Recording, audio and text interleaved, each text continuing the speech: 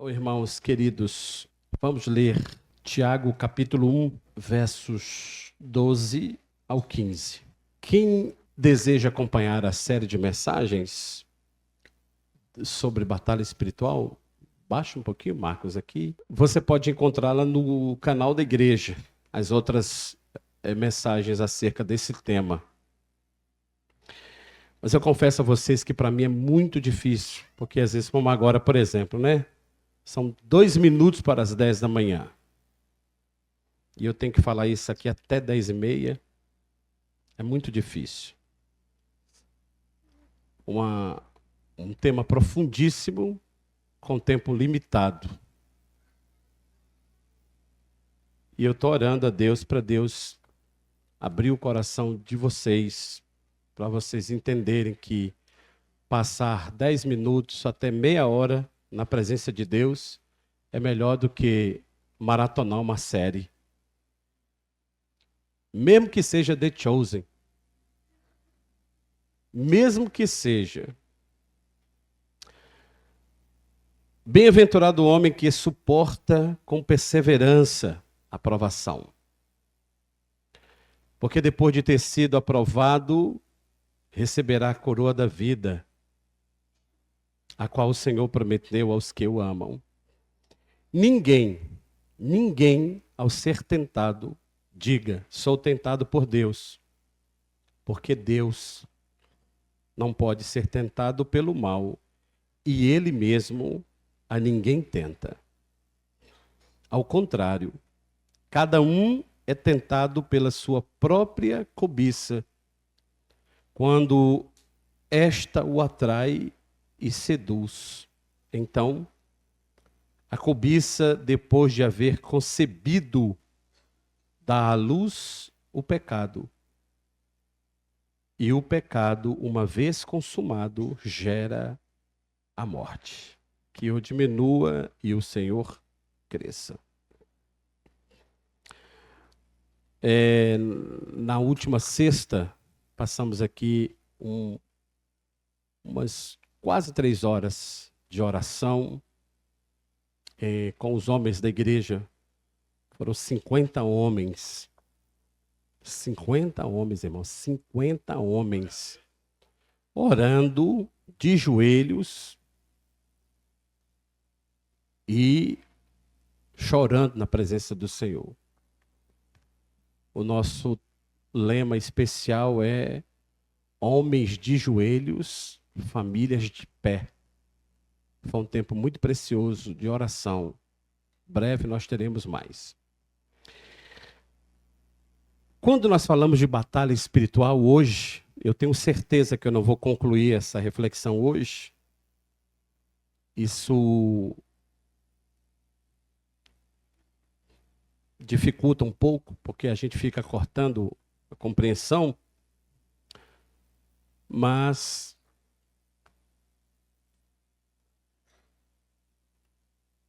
um dos maiores desafios quando nós lidamos com batalha espiritual é esse de hoje.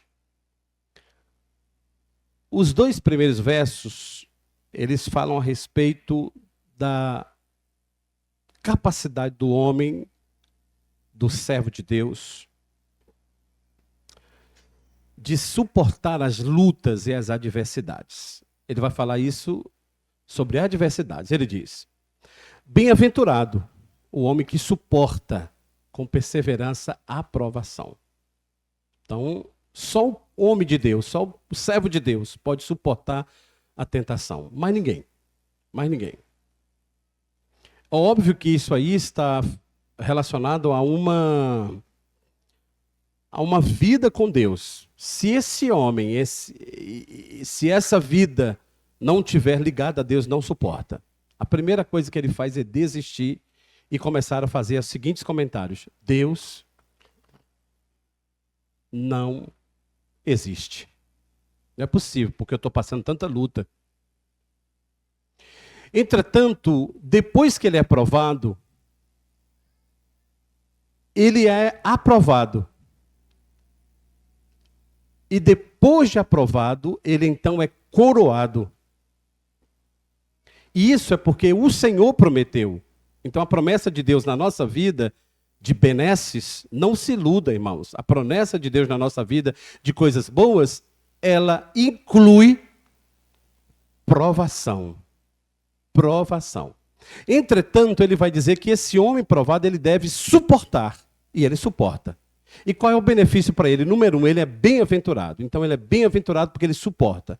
Entretanto, só pode suportar se ele tiver uma vida com Deus. Se não tiver, não suporta. Por isso é fundamental, vida com Deus. Oração, leitura da palavra, uma disciplina de buscar ao Senhor. Próximo. Depois que ele foi aprovado, ele é aprovado, depois de aprovado ele é coroado. E isso é uma promessa de Deus.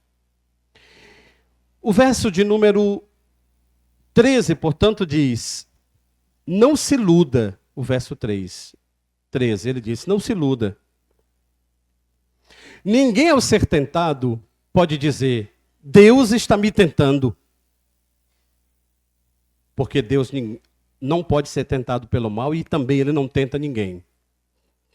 Então, qual é o tema desses dois textos, desses dois versículos? Provação não é tentação. Provação, Deus permite. Tentação, não é Deus que faz, não é Deus que gera e nem é Deus que permite. Então, o que é tentação? Tentação é algo relacionado ao pecado, inerente a todos nós, inclusive eu que vos digo. Todos nós estamos suscetíveis à tentação, por causa do pecado que nos afetou.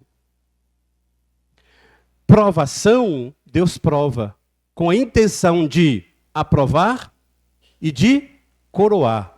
Verso de número 12. Esta é uma promessa de Deus. O verso 12 ele termina dizendo: esta é uma promessa de Deus. E ele prometeu isso para quem? Para os que o amam. Você ama a Deus? Amo, pastor. Então, meu irmão, você será aprovado. A aprovação, ela tem tempo. Ela tem início, meio e fim. E ela tem um propósito didático de nos aprovar e de nos coroar. Isso é promessa. A tentação, então o que é que Deus está tratando? No verso 13, ele está dizendo assim: não confunda provação com tentação. Não confunda provação com tentação. Tentação, Deus não tenta. E Deus não permite tentação. Então Jesus, e o texto de Jesus levado ao deserto, pois muito bem, seu espertinho e sua espertinha que pensou isso aí agora. Coisas totalmente diferentes e tão claras quanto essa. O Espírito Santo levou Jesus até o deserto, conduziu e deixou da porta do deserto para dentro. O Espírito Santo levou Jesus.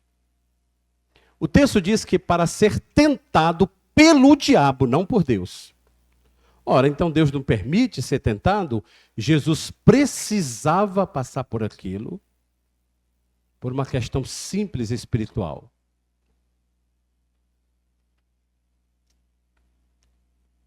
O diabo gosta de usar as coisas ao contrário. Tu não é o filho de Deus? Então te atira. Tu não é o filho de Deus? Então manda as pedras virarem pão. Tu não é o filho de Deus? Eu te dou tudo, só precisa me adorar. Tu não é o cara? Então o diabo tenta o Senhor na mesma medida que Deus está provando o próprio filho para mostrar ao diabo que esse que está sendo tentado pelo diabo está sendo provado por Deus. O que o diabo diz de tentação, Deus chama de provação. Não era para Deus tirar uma nota do filho, dizendo, olha, eu preciso que ele passe por lá para saber se meu filho vai aceitar isso. Não, não é isso. Deus sabia quem era o filho. Mas era para que ficasse claro, tanto para o diabo, para quem quisesse, que Jesus, na natureza humana, ainda tendo tentado, ele suportou, ele não negou.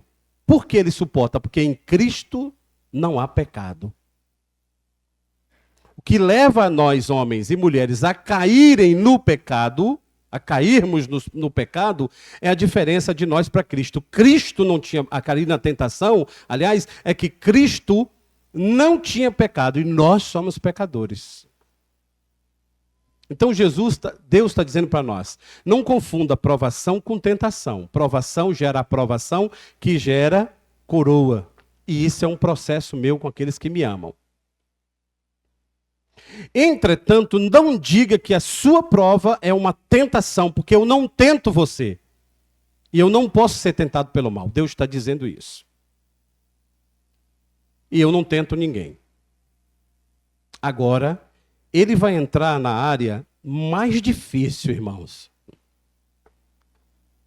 Mais difícil da batalha espiritual. E é essa manhã que eu tenho certeza que eu vou voltar a falar dela na manhã seguinte. No domingo seguinte. Pela manhã. Ele vai dizer para nós: olha, eu preciso que você entenda que o diabo, na batalha espiritual, o diabo usa a natureza pecaminosa. Quem aqui não tem natureza pecaminosa? Deixa eu dizer a vocês. João, que eu apresentei, tem. Olívia, que está aqui dormindo, tem. A natureza pecaminosa. Então o diabo usa essa natureza pecaminosa para fazer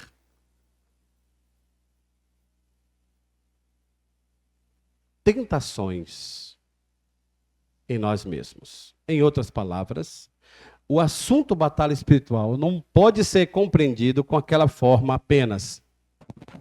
Está repreendido em nome de Jesus, o diabo é o mal, e fato, a gente viu isso nas séries anteriores, nas mensagens anteriores dessa série, veremos outras vezes, mas hoje o problema da batalha espiritual é muito mais profundo. Verso de número 14, olha o que ele vai dizer, irmãos. Ao contrário, se eu parasse com vocês para a gente refletir sobre essa palavra, contrário, ao contrário, isso já diz tudo. Deus, do 12 e 13, ele prova. Ele prova. O diabo é que é o tentador. Também. Mas nesse texto específico, Deus está dizendo para nós que ao contrário do que nós vimos anteriormente, entre ser provado, ao contrário disso, ele vai dizer, cada um pecador, incluso eu, cada um pecador, é tentado, não provado, pela sua própria cobiça. Em algumas traduções diz, pelos seus desejos, que está no mais oculto da minha alminha. No mais oculto recônditos da minha alma. Lá no fundo, aquela besteirinha, uma hora ela dá uma saída e aparece. Ao contrário. Então, a batalha espiritual hoje é com os nossos próprios desejos. E ele vai listar aqui, irmãos,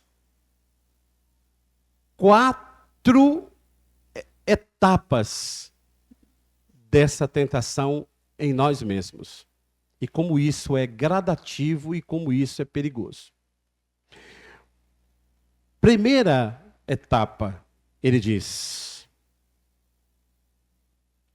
é o seu desejo, é a sua própria cobiça. Não foi Deus que cobiçou, não foi o diabo que cobiçou, foi você mesmo. Quero perguntar a vocês, vocês acham que quando Davi olhou pela janela,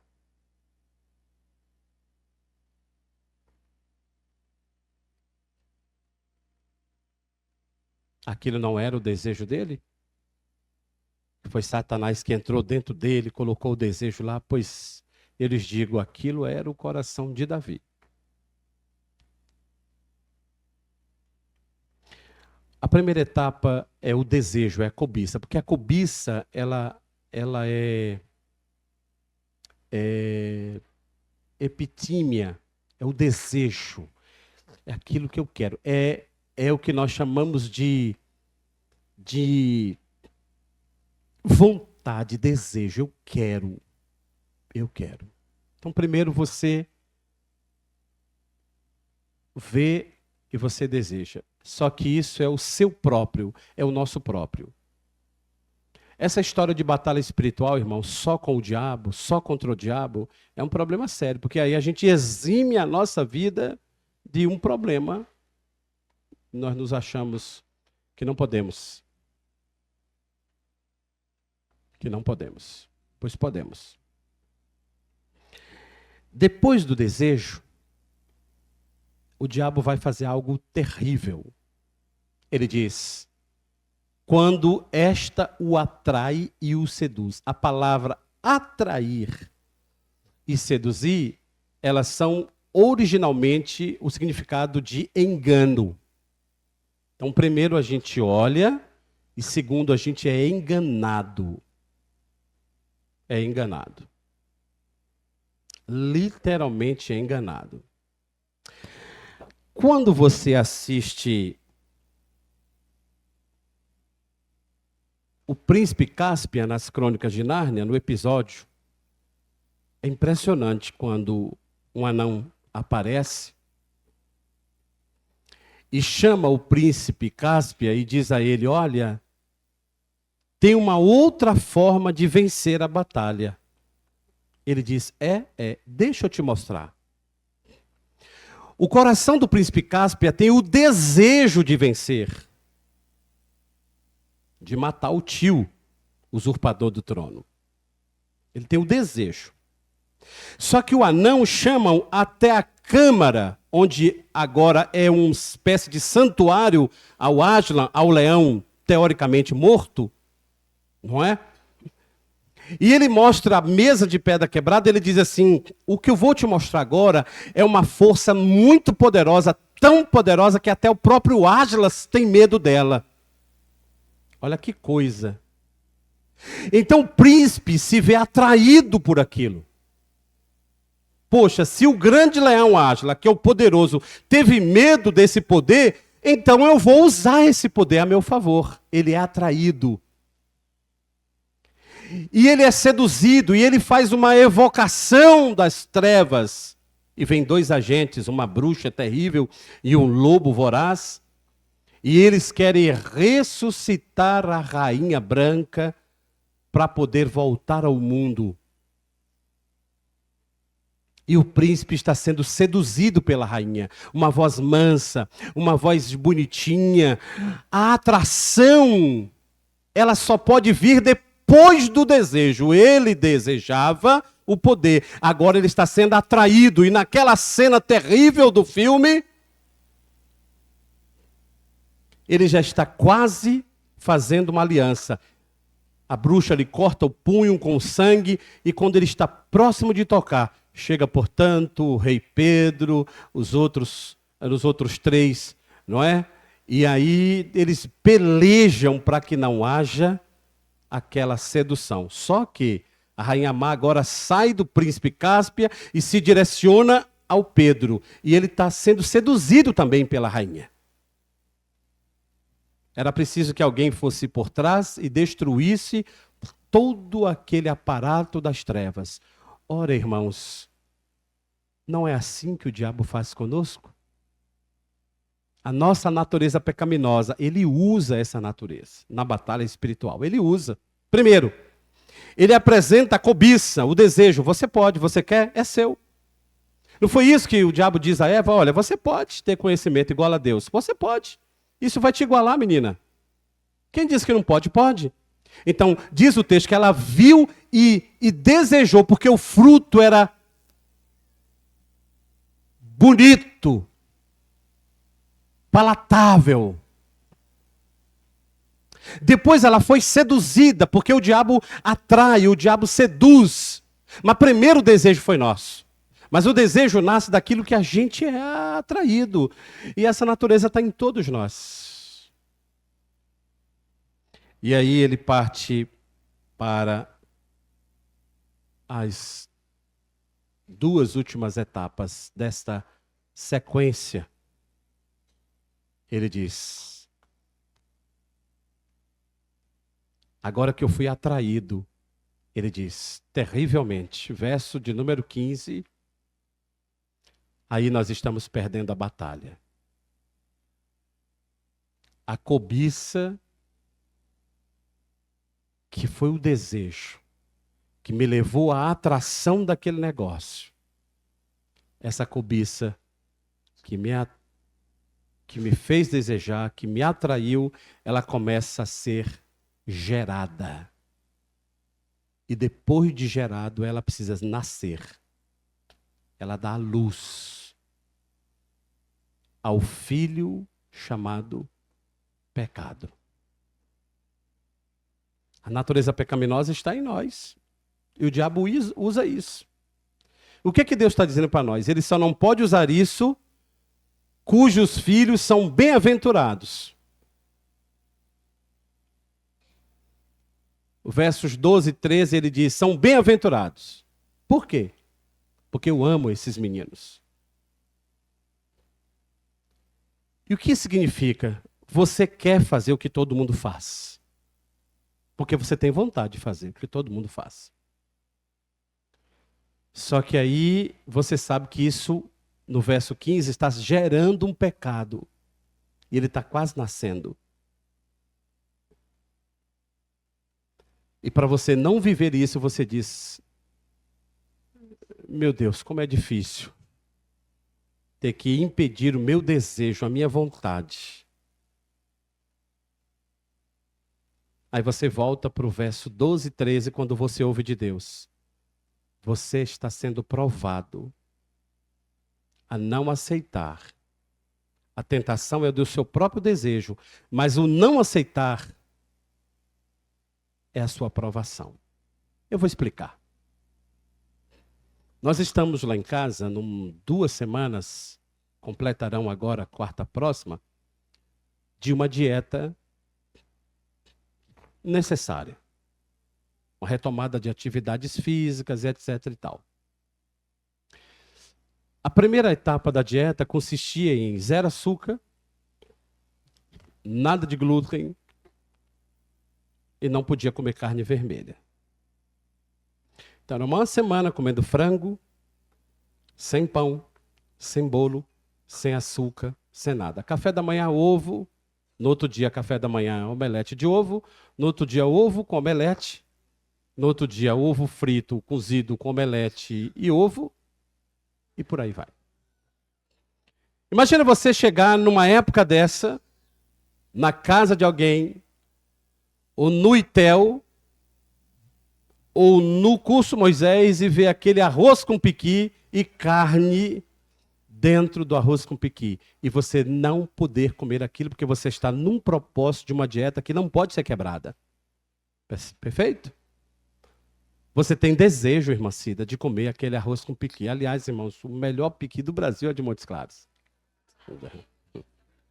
Vou dizer uma coisa para vocês. Até o Lívia está comendo piqui. É porque Priscila está comendo, está dando peito, então está indo piqui. Aí você tem desejo, mas você não pode, porque você tem um propósito com aquele negócio da saúde, de não quebrar, não é? Aí quarta-feira, parece que quarta-feira, semana passada, quando estava terminando a primeira etapa, Wagner vem, usado não sei por quem, e diz, pastor, eu ia te chamar para comer uma pizza. Quando ele falou pizza, minha mente trabalhou aquela capacidade mental da gente ver a pizza, o queijo, o tudo. E eu digo, Deus, repreende esse inimigo, Pai. Eu estava com vontade de comer a pizza, sim ou não? Isso era o meu desejo, sim ou não? Meu desejo. Mas veja, em prol de um objetivo maior, eu não comia pizza. Não comia pizza. E aí eu vou até Matheus Brito, um dos melhores fisioterapeutas que tem aqui na região. E fiz lá um processo, ele disse, pastor, agora você está num processo de não ter aquela recaída, porque senão o seu corpo entende tudo e volta tudo atrás. Eu digo, mas eu não comia pizza. Então eu estou me sentindo um gigante espiritual diante da comida. Só que está acontecendo algo extraordinário. Essa semana, segunda que nós entramos, na segunda etapa, eu estou vendo as coisas e não estou mais desejando-as. Porque o meu organismo está dizendo, isso não é bom para você. Salada é bom para você. E aí está tendo almoço que eu estou almoçando salada e bebendo água, sem sentir a saudade do feijão e do arroz. Olha como Deus faz. O organismo está fazendo isso. Espiritualmente, Marcos, se eu digo não a essa proposta da cobiça, eu não vou gerar, esse filho não vai nascer, que é o pecado. Só que eu estou sendo provado na dieta, porque eu estou vendo alguém comendo pudim e eu não posso comer pudim. Isso é uma provação, sim ou não? Só que isso tem um bem maior. Você vai chegar e dizer assim, gente, como é legal, como eu estou acordando bem, como eu estou tendo disposição, como eu estou fazendo exercício, como eu estou melhor, como eu estou raciocinando bem, como a minha vida mudou. Percebe, irmãos? Espiritualmente é a mesma coisa. Você vai olhar para o mundo, no primeiro momento vai dizer, poxa, mas eu queria ser igual a eles, eu queria também ter igual a eles. Aí Deus está provando você, dizendo, Silvio, não, Silvio, não faça, porque isso vai te aprovar, cara, isso vai te dar coroa, então você vai perder a coroa agora, na hora de receber a coroa, é verdade, não vou fazer, não vou aceitar. Esse é a provação. A tentação é aquilo contrário, dizendo assim, coma, faça, aceite, seja igual, você é igual. E só que no Evangelho de Cristo, nós não somos iguais. Nós somos o povo de Deus, cuja expressão é, sai do meio deles, povo meu. Vocês serão o meu povo e eu serei o seu Deus. Nós não somos iguais. Depois de haver nascido o pecado, aí o diabo diz, agora negão, já era. Como disse o ministro, perdeu o mané. Qual é o próximo estágio? Qual a próxima etapa? Verso 15. Depois que ele é gerado e consumado, ele gera morte. Perdeu a batalha, irmão. Perdeu a batalha.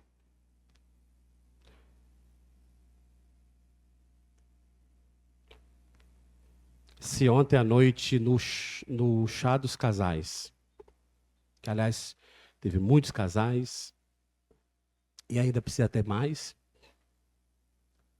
naquele banquete exposto aqui, eu pegasse uma coxinha daquela, uma coxinha, ou então eu bebesse um café com açúcar, meu corpo nesse processo diria, opa, tem coisa boa aí.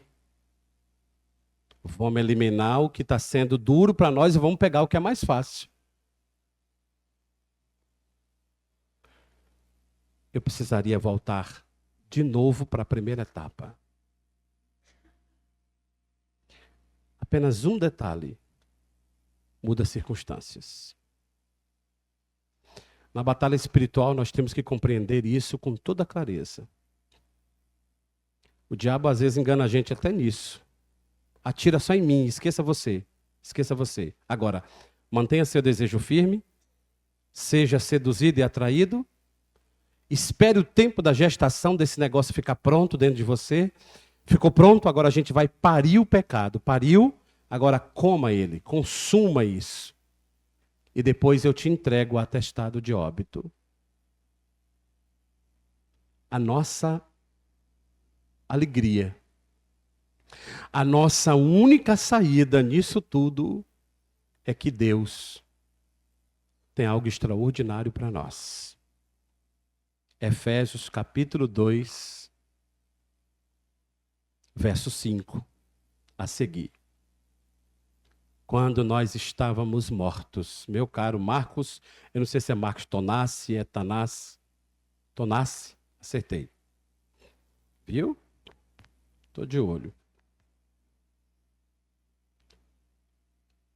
Ele diz, quando vocês estavam mortos, por causa dos vossos delitos, não é por causa dos delitos do diabo. Deus foi lá no calabouço da morte e disse, viva outra vez. Igual ele fez Yasmin, Tiago. Você está vendo esse vale de ossos secos? Você disse, estou. Eles podem reviver? O profeta disse, eu não sei, mas tu sabes. Ele disse, então profetize. E aqueles homens voltaram a ser um exército mais uma vez. Mas eu pergunto a vocês, é preciso que a gente experimente o cheiro de morte para que a gente ouça a voz da vida? Não brinque com isso, porque talvez nesse estágio de morte você não ouça mais a voz do mestre dizendo, Lázaro, saia para fora. Não brinque com os seus desejos. E o que eu faço, diz o texto? Mortificai cada um a sua carne. Como eu posso mortificar a minha carne nessa batalha? Não é atirando dardos no maligno. Não é me auto-atirando dardos. Não, não é automutilação. Deus não trabalha com isso. É correndo para o refúgio. Porque o dono do refúgio já morreu em meu lugar. Eu preciso correr para um refúgio e lá no refúgio eu preciso dizer, Senhor, eu estou sendo acusado. Eu pequei, eu sou um réu, confesso, mas me refugia. E o texto diz, tudo bem, Silvio, Salmos 16, você está no meu alto refúgio. Eu quero dar a vocês uma nota de rodapé número 2. 4 exemplos me chamam a atenção. Eu disse isso hoje a Fernanda, ontem à noite a Fernanda, conversando com ela. Eu disse a ela, nós precisamos ter cuidado. Primeiro exemplo, Moisés. O líder usado por Deus. Ele pecou.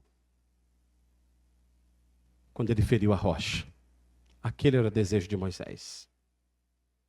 Moisés estava aborrecido, mandou vara na rocha. Deus falou, você fez mal.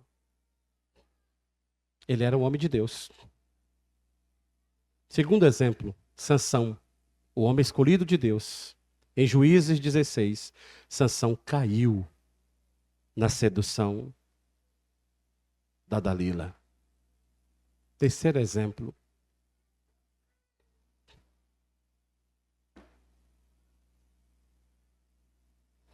Davi. Era um homem segundo o coração de Deus. Foi um homem segundo o coração de Deus. Mas Davi abriu a janela e olhou para o lado de fora. O jovem Eutico estava na janela quando Paulo pregava e caiu da janela. Porque ele estava do lado de fora, olhando para o lado de fora, aliás. Davi era um homem de Deus e olhou para o lado de fora da janela. Quarto e último exemplo. Salomão. O texto vai dizer que Salomão tinha tantas mulheres. E ele fez o que elas queriam. Porque diz o texto, elas lhe seduziram a idolatria, e Salomão adorou outros deuses, desagradando ao Deus de Israel. O escolhido de Deus, o homem da bênção, caiu nos seus próprios desejos. Todos eles. O desejo da mulher do outro, o desejo da raiva de bater no povo, ele bate na rocha. O desejo de Salomão e o desejo de Sansão. Cuidemos para que a gente na batalha não diga: o diabo me jogou aqui. Não.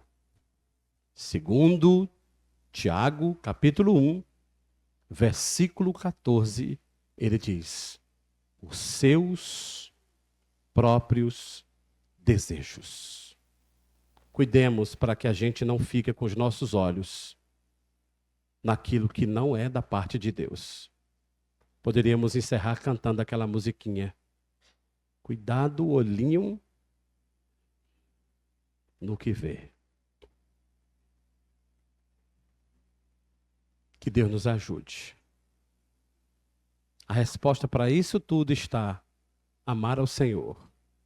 Versos 12 e 13. E cumprir o seu desejo. Seja aprovado, irmãos. Aceite a aprovação. Mas seja aprovado e coroado. Não negue isso, não. Fique de pé. Vamos orar. Deu para entender o que é provação versus tentação? Então, quando você estiver passando por lutas, não faça perguntas imbecis do tipo: por que o ímpio é livre para fazer isso e eu não posso? Porque Deus não tem compromisso com o ímpio. Deus ama é você, criatura. Verso de número 12 de Tiago 1. Eu prometi aos que o amam. Você me ama, então eu não tenho compromisso com quem me ama, não. Por isso que eu estou dizendo a você: não faça o que ele faz. Então a gente não faz o que eles fazem, não é porque nós não temos vontade. Vontade nós temos. É porque a gente não faz provado, porque tem um propósito maior. A dieta, ter saúde. Espiritualmente, qual é o propósito maior? Ser amado por Deus e receber dele, irmanice, a coroa da vida. Só recebe quem segura a peteca. Feche os seus olhos. Senhor Deus, obrigado por esta manhã, mais uma vez, por mais uma oportunidade que temos de estudar, de ouvir a Tua voz. Obrigado pelas classes, pelos jovens, adolescentes, crianças, pelas irmãs e irmãos. Obrigado, Senhor. Obrigado pela palavra do Senhor que nos instrui nessa batalha. E hoje aprendemos a lutar contra nós mesmos, contra os nossos desejos, as nossas cobiças. Nos alerte, Senhor, sempre sobre as atrações que o mundo nos oferece, pela sedução que o mundo nos faz. Tem misericórdia de nós. Oramos pedindo a Tua bênção, em nome de Jesus. Amém. Amém.